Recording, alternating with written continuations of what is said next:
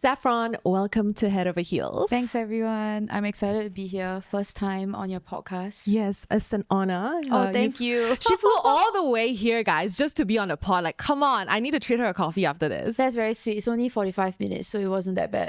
thankfully. And Zaireen, welcome back. Yeah, thank you for having me again. Yes, of course. I think today's conversation is also just as important as our part one. Yeah. For those of you who may not have watched part one, today's episode is actually part two of our series, Abuse is Not Love. So if you have already watched part one, welcome back. If it's your first time here, don't worry. You don't have to actually watch part one to watch part two because... but you should. Yeah, you should. Yeah, but you should. I think after watching this, you're going to want to go back to part one. Either way, watch it, okay? Super quick one. If you've been liking our content so far, show us some love by subscribing. It will only take 2 seconds of your time to click the subscribe button and it's free. That way we can continue to grow the pod and bring on people and conversations that you love. If you already have subscribed or followed, thank you.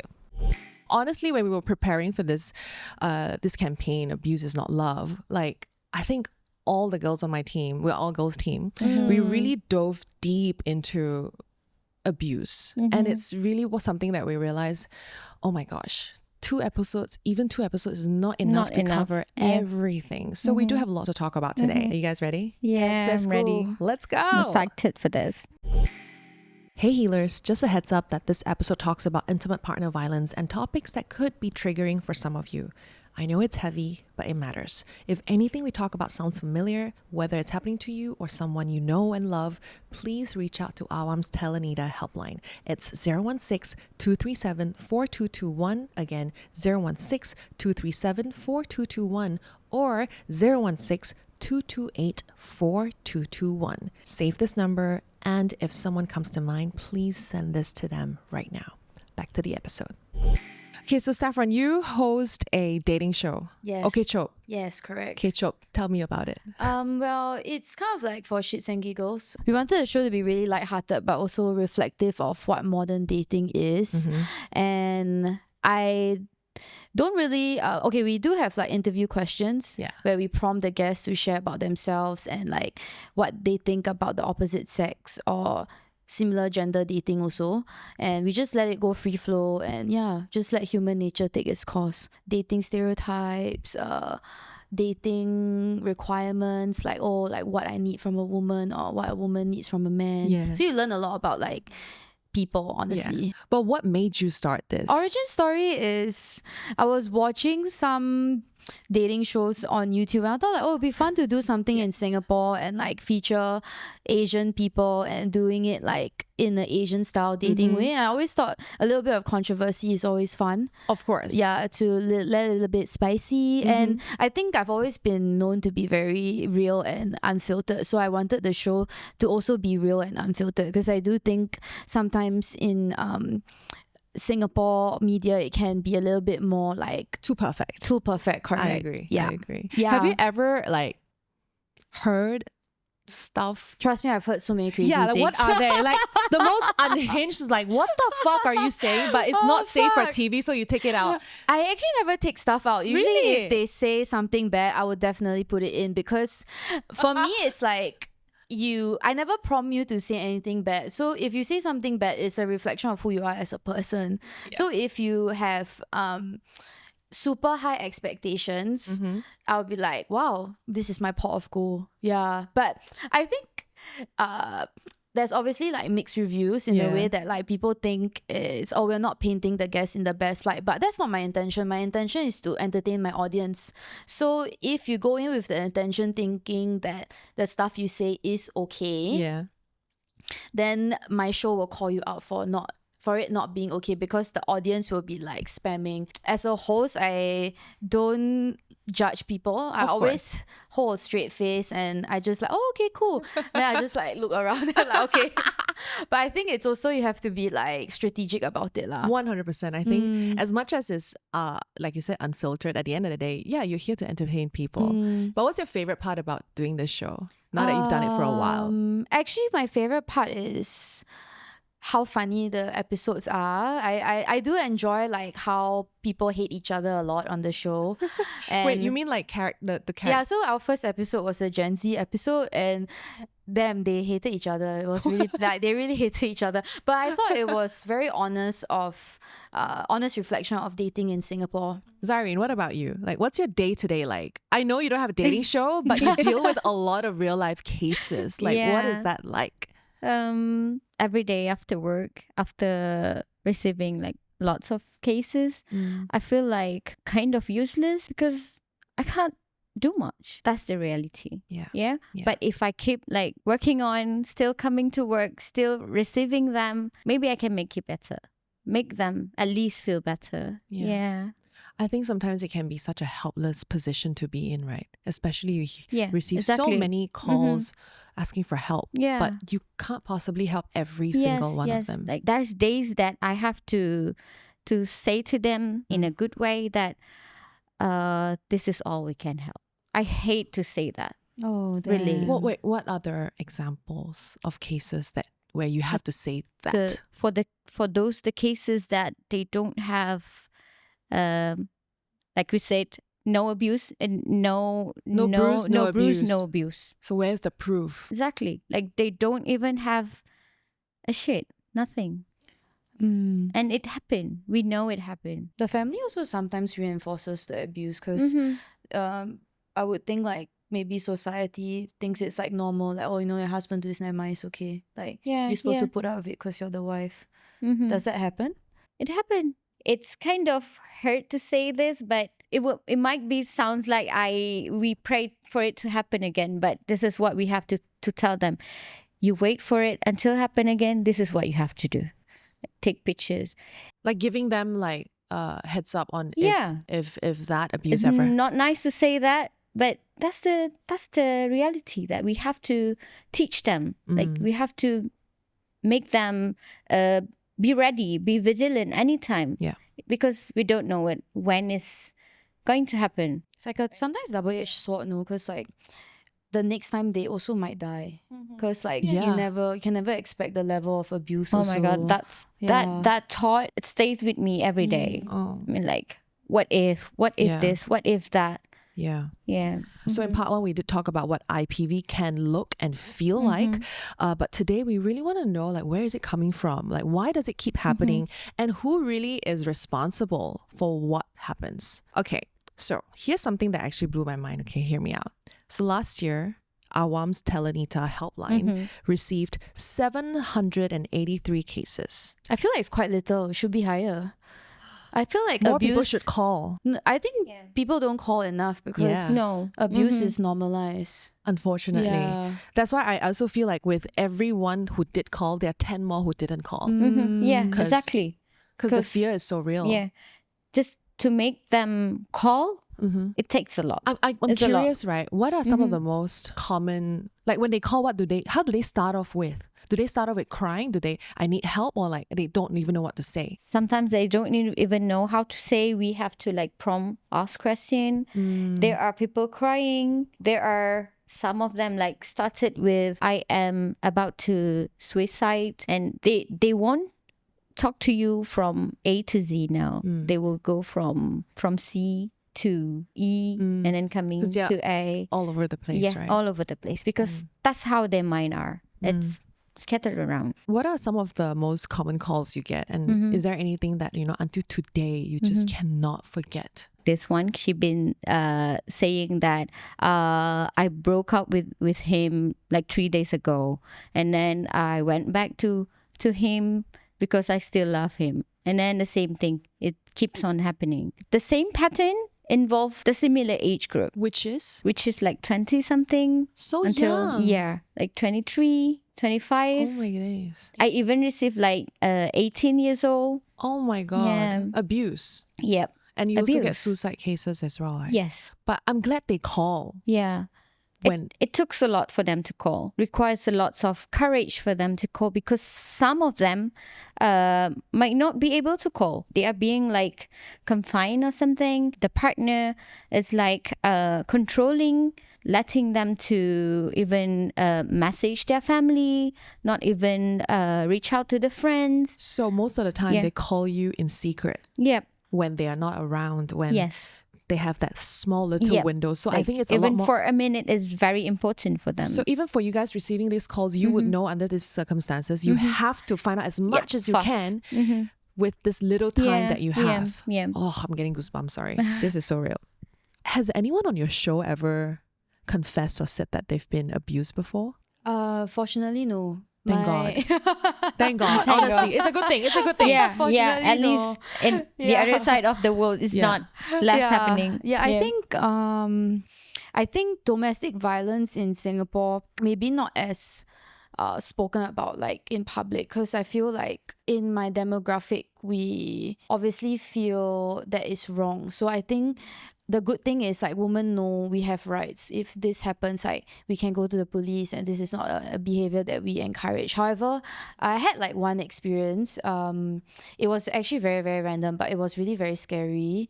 I was on a plane and I was sat next to a couple. The guy was quite old. He was like in his 50s, a Singaporean guy, and he was sat next to his wife or like girlfriend. Girlfriend was a foreigner. I thought she was from Indonesia, but she spoke to me after. Then I realized she's Filipino. But during the flight, he was like verbally abusing her, like really, really scary. It's not like a petty quarrel between couples, like, oh, Yeah. you know, like you're like, anyway, a guy shouldn't tell you you're a bitch, but he was saying that consistently for 2 hours. Like bitch, calling her bitch. You're a fucking bitch, ungrateful bitch. I paid for this holiday. And it's happened in a plane. on the plane. And you were like literally seated in the same Yes. row next to them. Oh the my flight God. delay, okay, so I was like literally stuck. But Oh. I didn't suspect anything. The whole reason I think it got triggered was because I had to sit on my seat. It was the window seat, but he was sat there. So I think he was frustrated that the wife or his partner wasn't aware of the actual seating. Right. And then he kept forcing her to take a selfie with him, even though she was like bawling. So she was crying. yeah, she was crying. She was kind of like out of it already lah. I mean, like as a woman, you can tell. So at one point, I think I told him like, can you please stop this? Like we're on a plane, and honestly speaking, you shouldn't talk to your wife like this, because he was raising his voice. And you said that to him. Yeah, I told him off. Like I think I told him in like a very like, hey, like can you stop this? Like this Yeah. is like honestly wrong. And then another girl stood up. She was like, yeah, we heard what you're saying. Please stop. But it didn't stop. He continued to verbally abuse her, only just at a lower volume, thinking that we dear. wouldn't hear. At one point, she was like leaning into him and like he was comforting her, but the abuse was still happening. And when he left to the toilet, she literally like confided in me. She was like, I don't think I can do this anymore. Like I knew this trip was going to be so bad. And he was like, oh, I can't message anyone. He has my phone. He checks my phone. He has my documents, my passport. So I think a lot of these cases stem from power imbalance. 100%. Yeah, and yeah, it was a very, very, very, very scary feeling, because I mean, you probably experience this every day. You like can't stop thinking about her and like you know what's gonna happen. But I think I tried my best, and I didn't want to intervene too much, because if I did, he might take it out on her later. Yes, she might be in a deeper trouble. Yeah. Can I just share some recent cases that actually happened because I won't say it's partner, but IPV related, because I can't help but think those are more, I would say, okay, not mild, but like rather mild compared to what I'm about to share, right? Because all these ended in death. Yep. So it's been on my mind since I saw the news, and it was really heartbreaking because this all happened while we were researching for this topic as well. So this recent one I saw, the victim was stabbed 61 times because that guy was jealous. They weren't together, right? That was the case. He was just like he was crushing on her. Yeah, I don't think they Yeah. were partners, boyfriend, Yeah. girlfriend. Yep, Nor Fisha's yeah. case. If we are talking about like educating them, Yeah. I mean like the awareness, somehow I personally believe that it has to start at home. The parent itself is kind of like a role model. it's not present. It's Yeah. not there. I Yeah. mean, like for some families, Yeah. these parents somehow it's still like don't want to talk about it, Yeah. or I don't think I they don't even know. have an open conversation with their children. I don't know if they don't have the information, or they're scared to talk about it, or they feel like not ready to talk about it yet. But if you think when is the best timing. Yeah. There's no best timing. No, you don't want to wait till they're 18th because Yeah, no. at 6 they're already seeing these content. And then you've been feeding your child with the social media, with the technology things. Yeah.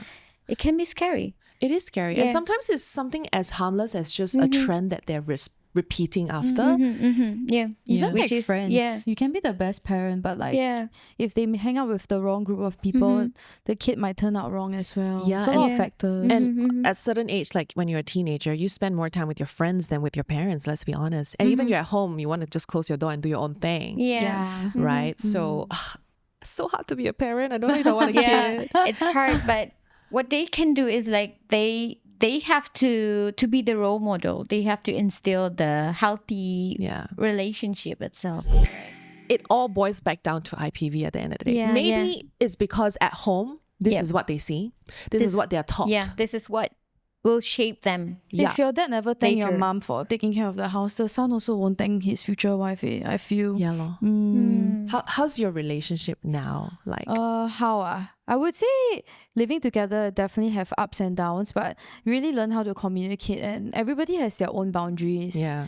So I think like what I learned, honestly speaking, is like it's good to know what you want and need from a relationship before you really like truly commit, because in my previous relationships I felt like I didn't know what I wanted, so I just mold myself to fit my partner, but actually I felt so depleted and like exhausted. Then when I was single, then I realized, oh, actually I need like XYZ. So when I go into a relationship, I make a conscious choice of expressing myself, even though sometimes it can be hard. I feel like woman, or like for me naturally, I think I can be quite like easygoing and like I don't really want to like rock the boat, you know. But when it really comes down to it, like you have to love yourself, and like I think that's the easiest way to really ensure like self-love is having boundaries. Yeah. Quick refresher for those of you who may not have watched part 1. I'm just going to refresh our 9 signs, okay? 9 warning signs. Yeah. First one is intimidation, calling you crazy, instilling fear in you. 2, ignoring. They ignore you when they're angry. They don't talk to you. Pretty much stonewalling, right? And then there's blackmailing. If you don't do something, then I won't do this. Damn. It's quite fucked up. Manipulation, intrusion, like going through your phone, checking stuff, stalking you, and that's pretty much intrusion. Humiliation, putting you down like that man on the flight. Jealousy, control, and isolation. The 9 signs that we've been talking about since part 1. And I just want to read a submission from a healer, and they've been writing into us about this topic because I told them we're talking about it. And this one really broke my heart, but it's really, I think she's got so many of the signs that we just talked about. Okay. She said, I was in a relationship with my ex back in college. He was the main reason I went into lockup. Jail? Yeah. He forced me to shoplift. He forced her to steal just so he can look cool. He doesn't spend for me, and every time I have to be the one paying every meal, every expense. He will call me names, force me to call my parents for more money. And when I don't, he will say bad things about my parents.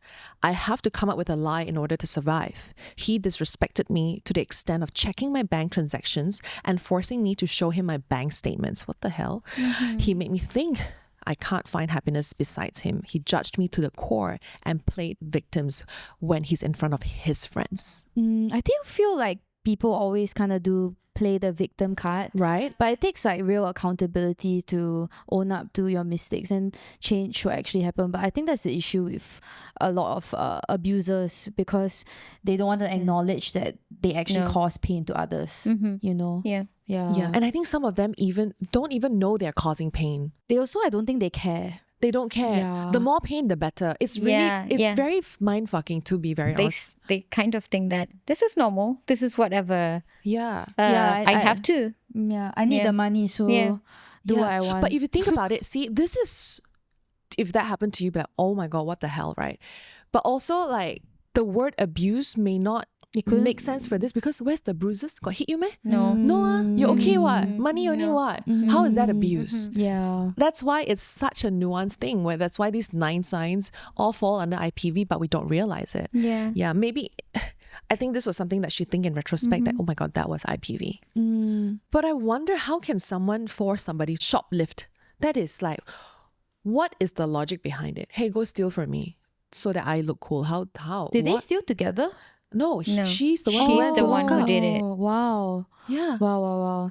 She really loved him, lor. Yeah, unfortunately, Yeah. blinded by love. Blinded by love. Honestly, and I personally have been in abusive relationships before, and yeah, you cannot see it. Yeah. You cannot see That's it. true. And sometimes you don't see it until much later. And it's not that you don't see it. Maybe part of you feel embarrassed. Yeah, of course. You don't want to feel admit like, it. wow, damn L, I did this for a guy. Yeah. Like you just don't want to say that Don't I've want been to- through yeah. it, because Yeah. then what would that make of me? That I'm dumb, I'm stupid enough to stay in that relationship. But like, that's why I said, sometimes even though these 9 signs are so clear to us, but to a victim, it is so blurry. So blurry. Yeah. The education, the awareness, still not there. Yeah. We are still like far behind. That's Yeah. why I can see, like, from the experience, right? Yeah. People don't know. They don't know. Like, we know, but there's many other peoples, they don't know about this. Yeah. That's why I said, like, as a family, as a parents, they have to know about this. But sometimes they're scared to tell. Yeah. As a victim, I think when I was in that abusive relationship, I don't dare to tell anybody. So you just kept it to yourself. Maybe one friend, only one friend, because otherwise I'll go crazy, right? Yeah. But thinking back, there are moments where I could have gone to the police station. There are moments where I could have really told people the true colors, but I Is it didn't. because of the stigma, or is it the... No, I think I was scared of the person. If the police don't do anything, then they find out he will also like punish you for doing that. So because in Malaysia, then there are news that I'd rather go to AWAM than maybe police station, Yeah. because what would they do? Yeah. What do they realistically do? They make me write a report. I have to reiterate everything from A to Z. I'll type it out for them, and I might not hear back.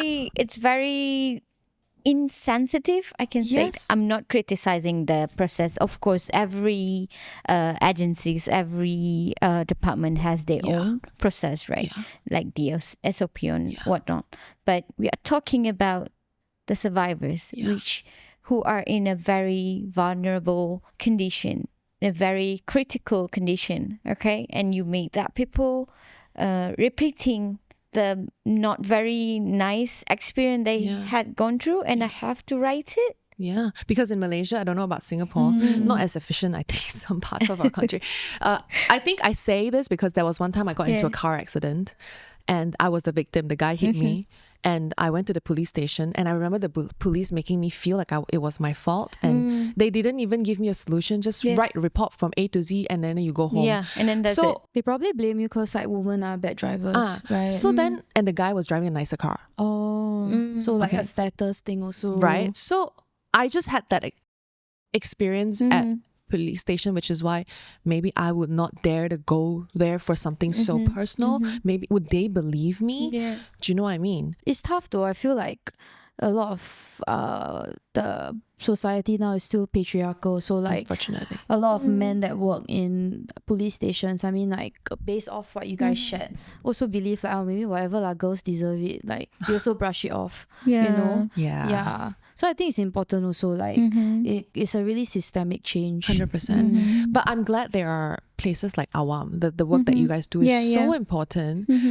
You guys are really the unsung heroes for people like that, because at least there are other avenues for victims to go to. And honestly, if you are listening to this right now, everything that we shared feels a little bit too close to home, please reach out to Telenita's hotline. Yeah, we do have this in AWAM. We do have this Telenita hotline where we provide free legal information. We do also provide a free counseling. We accept every gender group, every cases to have our services, our free services. Would you say every single day A you get lot. something? Oh my God. Overnight. Yeah. And somehow it gives me kind of very anxious feeling, like kind of anxiety to leave the phone. And then again, lots of the feeling of what if this person reach out, what if that's What if I'm too late? happening? Yeah, what if we're too late? Yeah.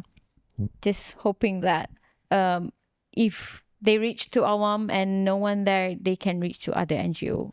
Yes, this is why these and the NGO like AWAM is very crucial, very important, because like you said, you choose not to go to police.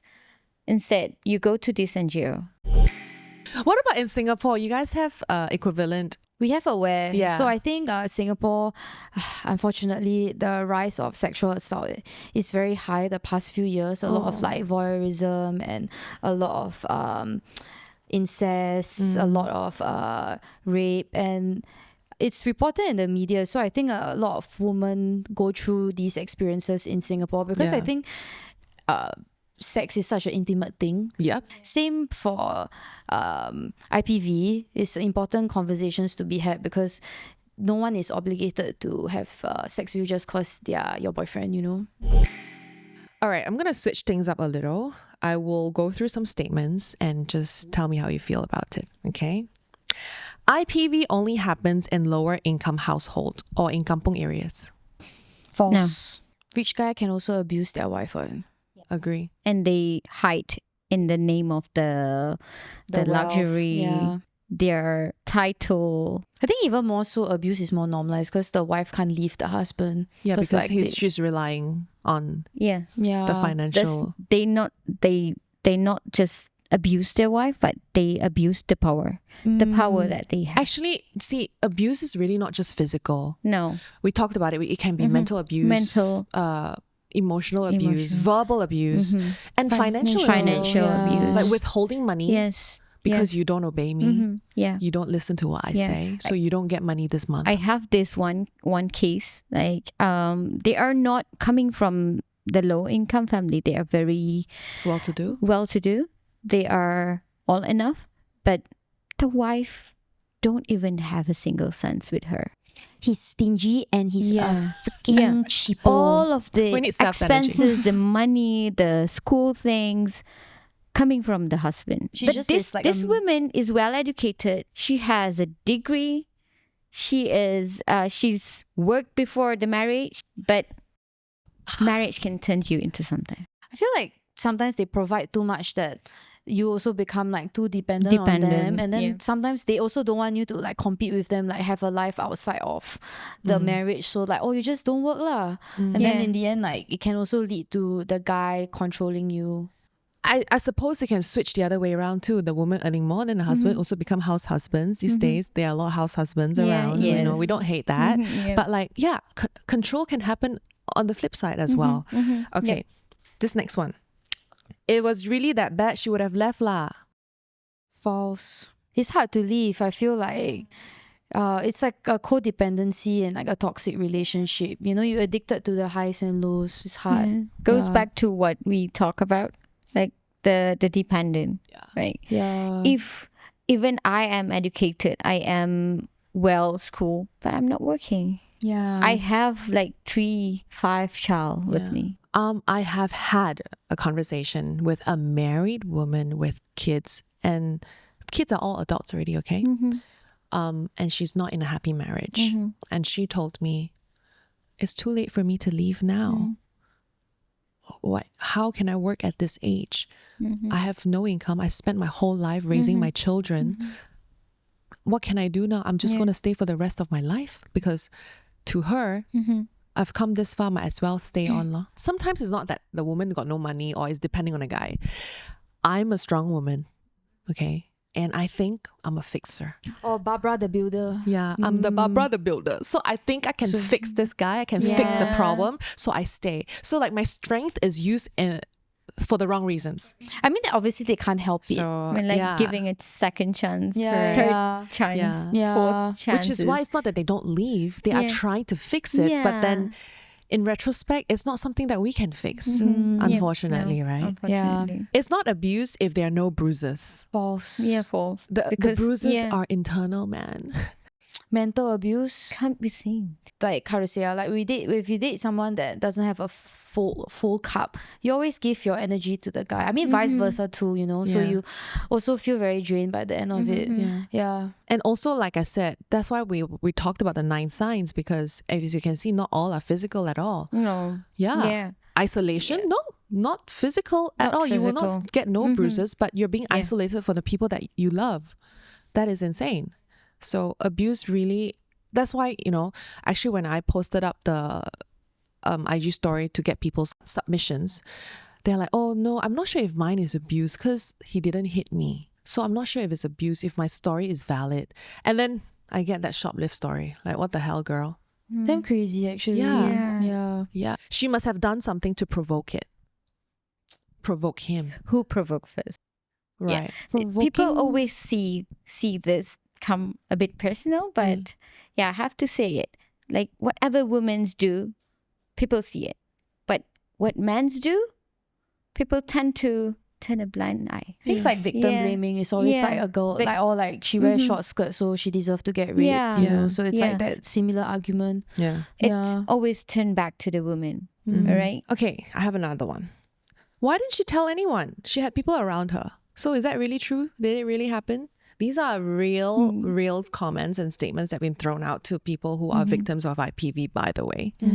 Yeah. It's not that she don't want to talk about it. Yeah. The fear is so real. It's real. Which we want to talk about. Going to the And- police station feels scary. And then thinking of what the reaction you're getting back is scary. The criticize that you might get from your family, from your friends, in the survivor's position. Thinking of it is a lot. Right? Like thinking of what if I told my best friend about it and then suddenly she will say this. Look, this is a personal story. I have had told friends around me that I was going through something. But at some point, you feel embarrassed to keep repeating the same thing. Yes. Because let's be honest, when you're in a toxic relationship, especially if IPV is involved, a lot of these patterns repeat itself so many times, right? It takes countless of times until you're maybe finally ready to go. But in that process, to keep repeating your story at some point feels like, maybe I don't say lah. It makes you embarrassing. somehow, it makes you like stupid. Yeah, like, are you stupid? Like, people say don't touch hot water. You keep touching hot water 100 times. Yeah. You know what I mean? And but the thing is, it's not that I want to keep touching water 100 times. I don't know how else. Yeah. I don't know. Yeah. I need help. Like But you're trying to reach out. yeah, Therapy is important, Yeah. I think. I think it's Yeah. Yeah. that is what got me out of the bad relationship. Really is very important. Teaching your client the survivor's safety plan is very important. You don't know what situation you'll be ended up. All right. You don't know when it's going to come to you.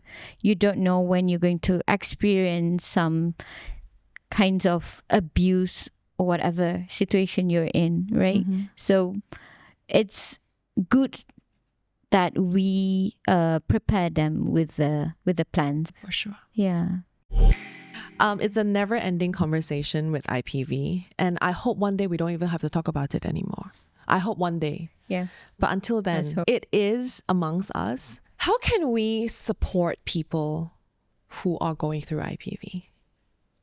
You know, like if, you know, I believe some of our listeners listening right now, maybe they are not the one going through it, but their friend. How can we support realistically as friends, you know? Be an active bystander. Okay. Yeah. So the people, the others, we have to keep on get the knowledge. All right. Like keep checking in, you mean? Yeah. Get to know what's the sign, like even the 9 signs. Yeah. All right. Be an active bystander by you, like what you did in the plane. Right. So you are yes, actually, vigilant that was enough. so good of you. Because I feel like if I'm you, Sal, Yeah, I so might have been too scared to voice out. we need I was we need scared. more. I was really scared, but I was like, you know what? Yeah. I'm on a plane. He can't do anything to me. I Yes. should at least say something. Of course, you're scared. Yeah. You don't just go out of the house. Okay, today I wanna. Let's stop all Yeah, this. I wanna find those cases, and I will. Powerpuff Yeah. Girls. No, right? Yeah. But yeah, it takes lots of courage to be the bystander, to be the active bystander, but somehow you just have to do it, right? You don't know how it can help, like how big Yeah, the honestly, impact to the I really to think the so survivors, too. to the person that going through this, all right? It can delay even just a minute. They are grateful enough. Yeah. Always have a job. Yeah. I think that's really important. Like, you mean to have your own career? Doesn't have to be a really successful one, but I think like to leave a man, like if you're in a position where you feel really reliant on him, at least you have some income so you can depend on yourself. I think that's like the best thing my mom taught me, Yeah. because I feel like she also kind of went through IPV herself, and I think from that whole experience she realized, I will never depend fully on a guy because it gives them too much power over you. So having your own career is also retaining your power. Have you talked about Yeah. that with your mom before? Yeah, actually we spoke a lot about it, and only recently, because I would say like I'm at an older place now, and I've kind of healed like my father trauma, so we are like in a safe space to talk about it. And she did share how she felt really alone. His family was also siding him, and she felt very isolated. He was very violent, not to her but to other people around him, and it made her feel really scared. And I think it had to kind of like what you mentioned, like the final call that she was like, you know what, I enough is cannot enough. put up with this. But I think it was Cannot when do she it. had me, then she realized she cannot be in this relationship anymore because she need to protect me, so she left. Yeah, You gave her the yeah. strength. Yes, I did. Yes, but my mom is a naturally very strong person, so I think like everyone is different, and you have to also be strong for yourself. Yeah. If you are in this situation, no Yeah. amount of help sometimes make a difference. You have to really want to leave, Yeah. And thinking back, I think my mom also had a similar experience as your mom as well. And she chose the hard route, that is to leave and raise the 2 children by herself, which is me and my sister. And I think I will be forever grateful to her, of because course. yes, it was so hard to not have a father figure growing up. But thinking back, I'd rather not have a father figure than to have That is a very abusive one. abusive, Yeah. very toxic. That would have been yeah. a completely different kind of wound I need to heal. Yeah. Yeah. Yes. Yeah. So thanks, Mom. Yeah, I think believe in your intuition also. If you feel like this is not a good relationship, or you feel like he is overstepping, and you think like, oh, maybe not like good to just explore why you feel like this, and talk about it with your friends who you feel safe with. Yeah. I remember just now that story. He said that she will not find any better. Oh, the guy, the right? stealing Oh, one. The stealing one, the right? stealing. I'm here to tell you, you can find someone better. Yes, exactly. You can. Yeah. I think a lot of people also choose to stay and scared to leave because they are being brainwashed and Yes, told that they're being who's gonna want manipulated you? with this. Nobody's gonna. Yeah. You can't find anyone better than me. I Yeah. know so much about you. I know everything about you.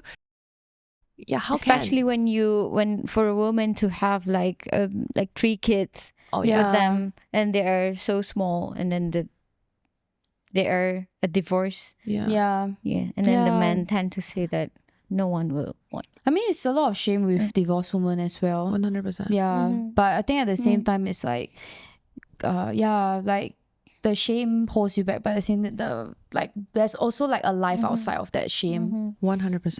Yeah. So don't be scared. And I think for us who are the observer on the outside, like you said, Zaireen, being an active bystander is very important. It's very important. It's, you don't know how this might be a help, but for that person who in that situation, it kind of a big help for him. For them. It's a big thing for them already. Yeah. Losing your voice is like the worst thing you could happen to you in a relationship. So that in hoping that someone will be my voice. Someone will be my courage. I think never keep things to yourself, because like one of the signs, remember, isolation. Like they'll tell you, don't tell our things to other people because it's our story. But like sometimes at some point, if your gut says if your gut says you have to share, it has to go out. It has to be shared, because then you have someone who's out of the relationship to be your lens as well. Like to Hello. Yeah, because isolation is so easy because then they have full control over you, and we don't want that, right? Yeah. So if someone tells you that never ever ever share and they go batshit crazy if you do share, red flag. Them. Yeah. So we talked about how, you know, if we see someone going through IPV, Yeah. we know what we need to do. But what if that person is the one inflicting the pain, inflicting the harm, inflicting everything that we've been talking about? How do we go about something like that?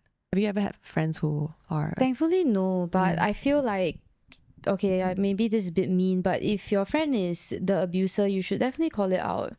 I mean, that's what real friends are for, right? If we're not just hanging out because we're like, oh, like convenience and we're like a clique, but it really boils down to who your friends are. And sometimes I would say like this abusive behavior is normalized because other friends also do it.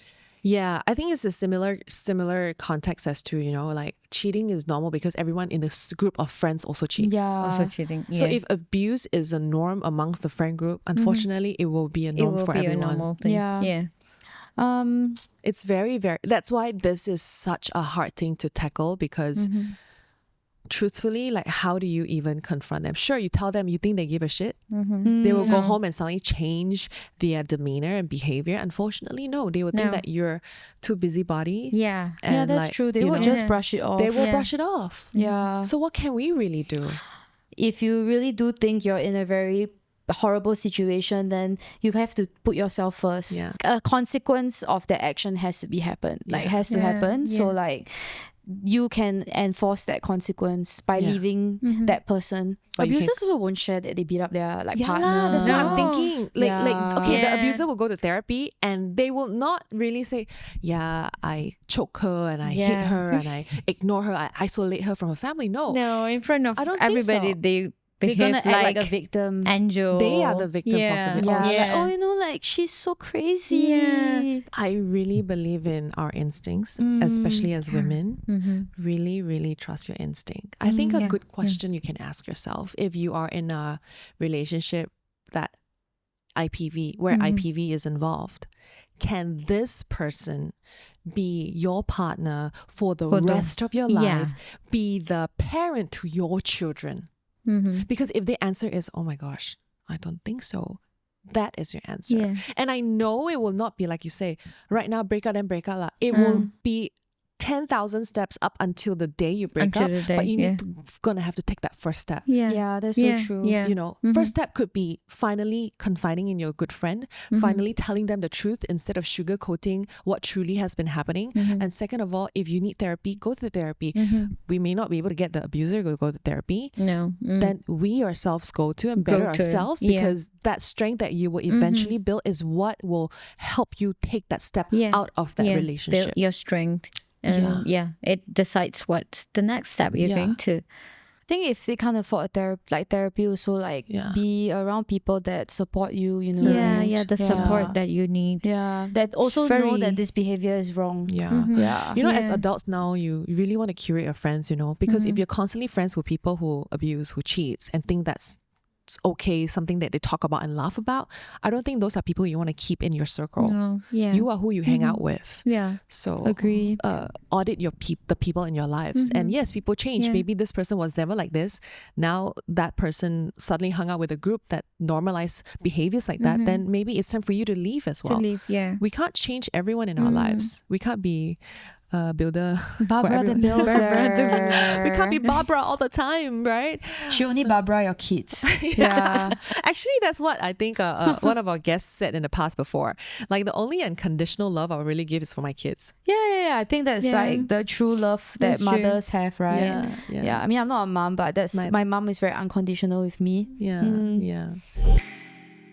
Hey healers, if you're recognizing any of the signs we talk about in your own life or in someone else's, I want you to know that you don't have to sit with it alone. AWAM's Telenita helpline is here. You can call or text 016-237-4221 or 016-228-4221. They are available Monday to Friday, 9:30 a.m. to 5:30 p.m. Save it, and if someone comes to mind, please send it to them. You see, I always have a perfect ending to every episode. But for this one, I don't have. Oh. I don't know what to say. Yeah. I don't have a solution to everything. Mm-hmm. And I'm going to have to be okay with that for now. Yeah. But I think if anything that we are doing is continuing the conversation. Like, honestly, your work with your dating show is also very important because... I thank you for saying that. No, That's I very really sweet. think so. Yeah, it's not just entertainment, but it's also data, you see. The type of people out there who are looking for a partner. Yeah, I think it all starts from relationships, right? And like the guy and the girl you choose, and like what kind of learned behavior everyone has. For sure. But it's tough, lah. I mean, like nobody is perfect, so no one will have a perfect partner. So it's like not that IPV should ever be tolerated, but also toxic behaviors is kind of the root of all of this. So if you tolerate it, it gives them more ammunition to be a bad person also. So it really starts from you. Honestly, just be a better person for yourself. Everything will grow from there, I feel. Because I think a lot of times, not that I think back, not that I didn't love myself. I didn't love myself enough. I loved the other person more than I loved myself. So I hope you know, from this episode and this series of conversation about abuse is not love, I hope we inspired you to want to fill that cup for yourself and no one else.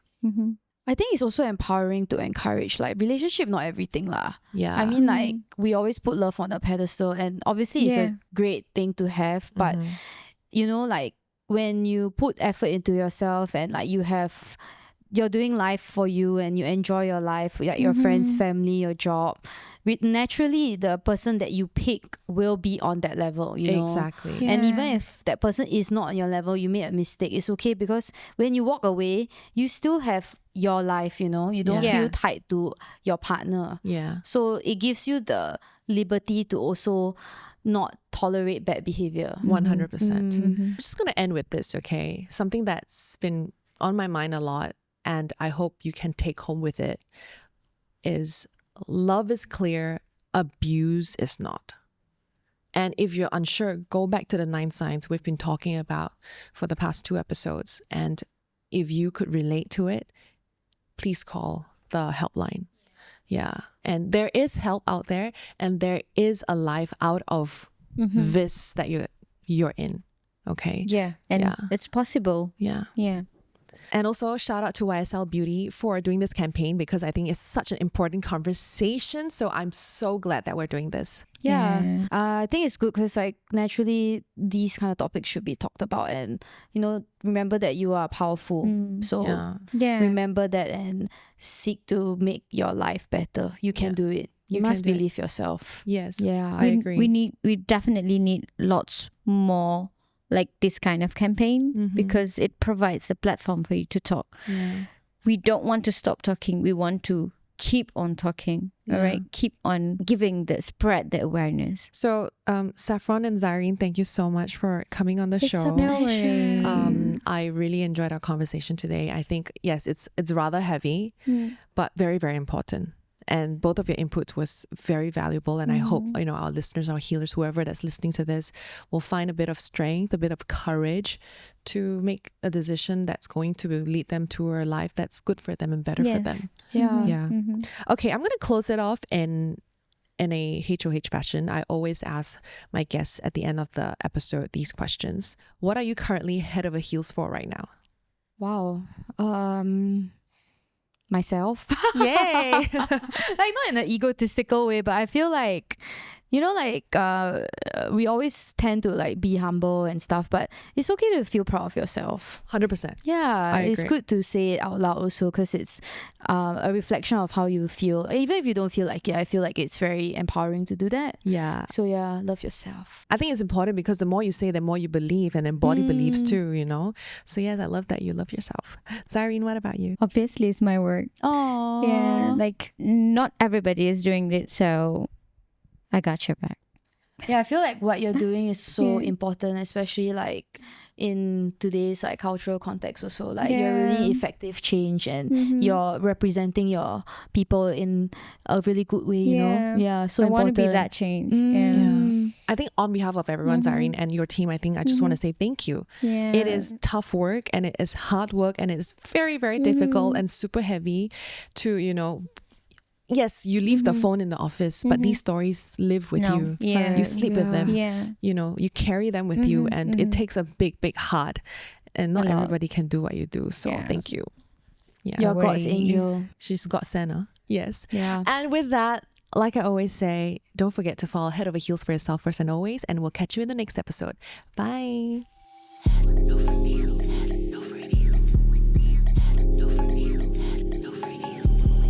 Head over heels.